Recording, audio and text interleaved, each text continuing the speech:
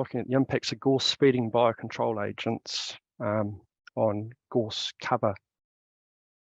And we have a hypothesis that we were wondering if current levels of seed predation caused by the biocontrol agents that we've released is sufficient to reduce gorse cover on a landscape scale.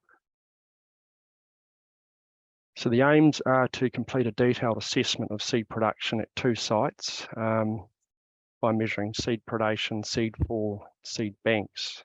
And we want to relate these data to a landscape scale model on gorse cover that was published in 2001 by Rees and Hill. So we've got quite a unique opportunity here to actually look at modern day data and compare it with the model that was done some years ago to see whether or not it fits. So we've only looked at 2 sites because it was very labour intensive. We wanted to look at predation over the entire season, which hasn't been done before, and that was why we had to reduce our scope a little bit. So we looked at these 2 sites in detail. So the Palmerston North one on the left, the mean age of 9.7 years and an altitude of 140 metres, and the one on the right, which Robin worked at, a mean age of 6.5 years and altitude of 450 metres. So the methods used a combination of empirical and modelling, empirical data and modelling, as I've mentioned. So 10 shoots were tagged on each of 15 plants per site. And pods on each of those stems were actually marked so that we could come back and collect them later. So we wanted to look at seed production. So when they matured, we came back and collected them, and we looked at how much had been predated and how much seed remained. And these were the blurry photos I was talking about earlier, and that's probably still blurry. So for those of you that don't know, we have 2 gorse seed feeding agents, the Gorse seed weevil and the Gorse pod moth. The Gorse seed weevil was introduced in 1931 and the pod moth in 89. So the seed weevil attacks a single seed, each larva, whereas the pod moth can attack numerous seeds and can move from one pod to another. The other important difference is that the gorse seed weevil only attacks spring seed, whereas the pod moth attacks autumn seed as well as spring seed. So the pod moth was introduced into New Zealand when we realised that gorse was flowering in autumn and that seed was escaping predation. So the combination of these 2 agents was seen as a good solution to growing seed banks.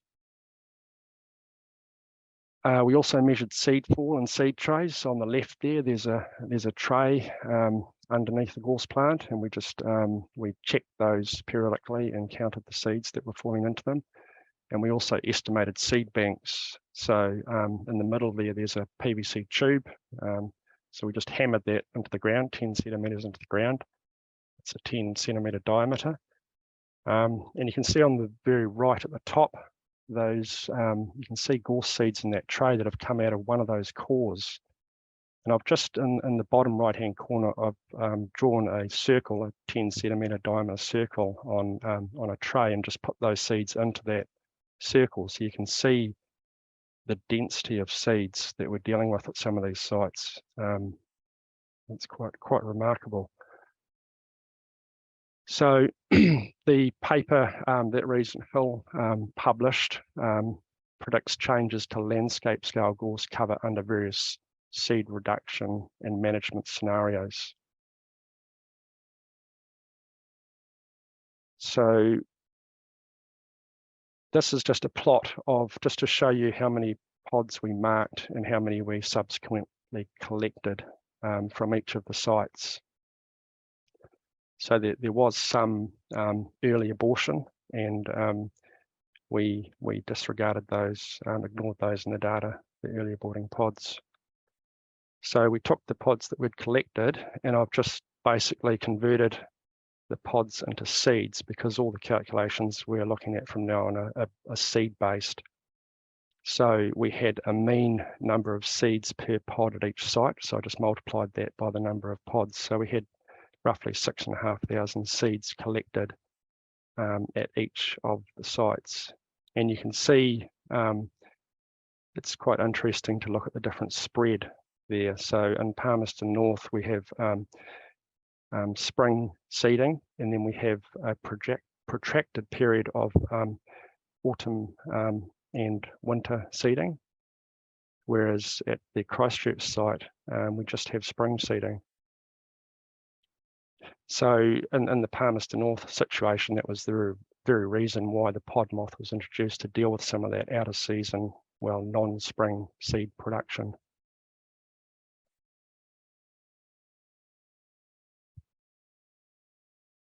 So I'm just going to run through what we actually found. So these are the number of seeds that the Gorse seed weevil consumed. So that the green bars show you what portion of the seeds we collected were consumed at each of the sites.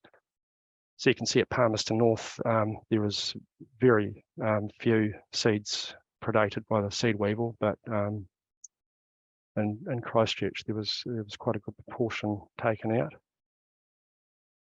And for the pod moth, there was a bit more pod moth activity at Palmerston North, and some activity at Christchurch, but not a lot.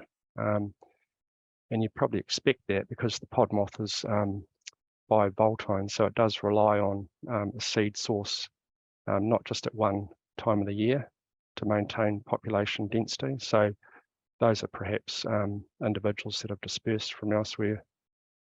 But nonetheless, there's still a reasonable number of seeds removed. So if you look at the total loss, it gives you a feel for the impact of predation on seed numbers at both of the sites. There's also a small amount of late abortion and fungal infection that I included in these figures. It's pretty hard to tease apart those impacts. So we also collected seeds in the trays, as I've described, and you can see in Palmerston North we got large numbers of seeds, whereas at Christchurch the seed bank was relatively small.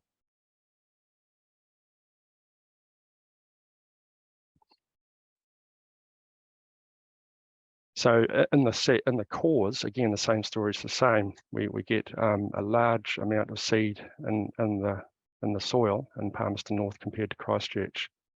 So that figure of 23,000 is not unusual. It's been found before, but it is quite large. And a study done in 1978 found 10,000 seeds per square metre, very close to that site. So there's certainly no reduction.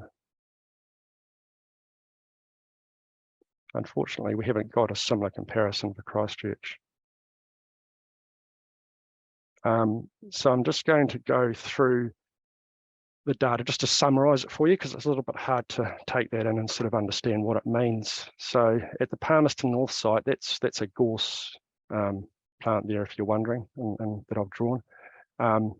We've actually measured seed fall, seed bank, and we've looked at seed predation as well. So we know that 24% of the seed produced was predated. And we know that seed production is seed predation plus seed fall. So we can figure from that, we can work out how much seed the plant produced, because only 76% of the seed actually fell onto the ground or was measured in seed fall. These are all per square metres, they've been converted. So we can infer 6,908 is a seed production in Palmerston North, and then seed predation, we can infer 1,658 seeds per square metre were predated.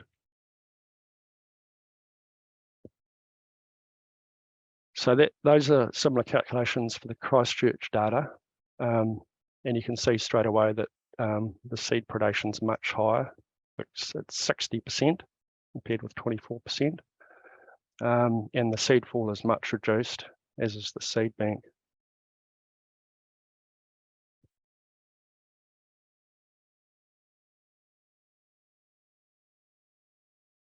So those are the two side by side.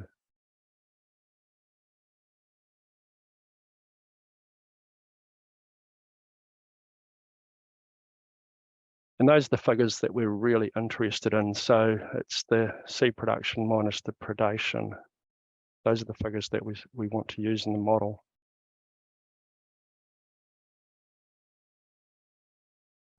So this is a simulation of the model that Rees and Hill published. And I'm not going to describe the model in detail. It is quite detailed. But the main drivers of gorse cover are disturbance and recruitment. And this plot shows what happens under different disturbance regimes. So along the x-axis, you've got the probability of disturbance.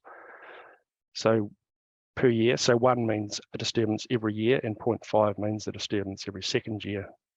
And on the y-axis, you have the proportion of gorse cover.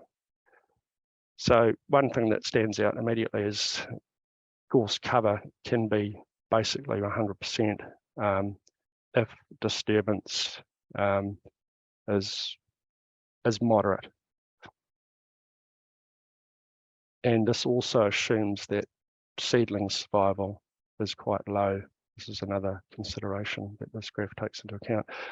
You can get rid of gorse with very frequent disturbance. So if you basically kill it every year and it never gets a chance to recruit, then obviously it'll go to extinction. And also if you leave gorse for very long periods and it reverts to native vegetation, that's another way to get rid of it. But there's that sort of zone in the middle where disturbance is perpetuating gorse cover, which is an issue.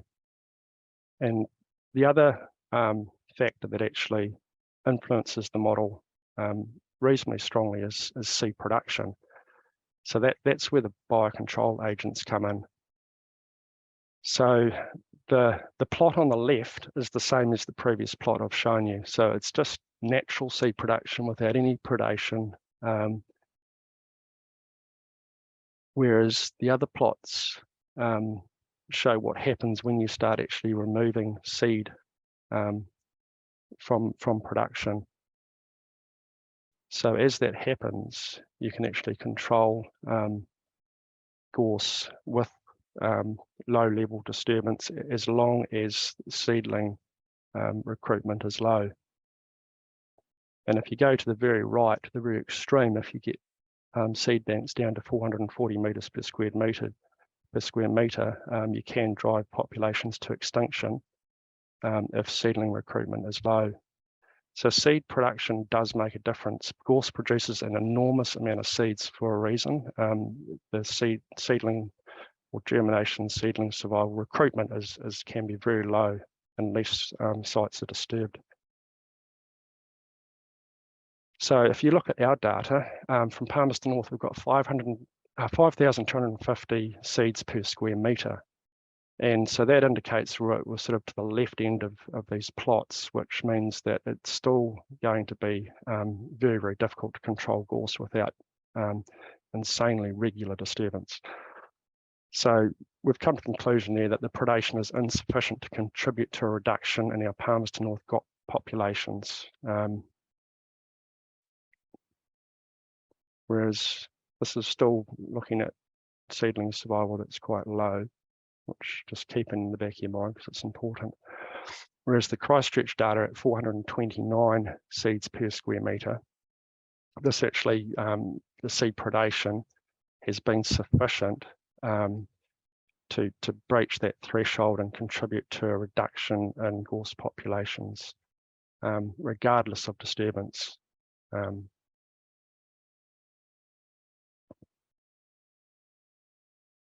So I hope I've explained that adequately. It's a little bit hard to get your head around, or I certainly found it difficult.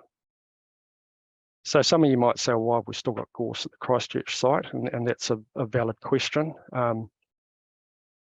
Christchurch, the site at Christchurch, it appears that it's been burnt, and it was quite a big disturbance. So you can imagine in that situation, all of a sudden, the seedling survival flips from being low to very high. And that's one of the issues. Well, that's one of the things that the model really highlights, that if seedling survival is high, it's extremely difficult to control gorse. So gorse has been, or whatever was there before has been burnt. There must have been some gorse there because there was a seed bank, and that's been replaced with high seedling survival. So now you have gorse.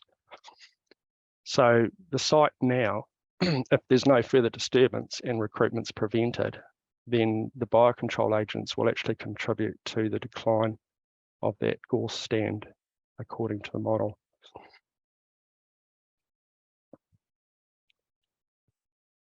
So again, seedling recruitment parameters are critical, disturbance in seedling recruitment. And you can see this is the Christchurch site where we have got the situation where seed predation in the long term is likely to make a difference. And you can see here the grass is very long, and post-disturbance management is critical in these situations. So seedling survival in this case will be very low. Grass has been shown to be a very good way to prevent seedlings from surviving and for recruitment to occur.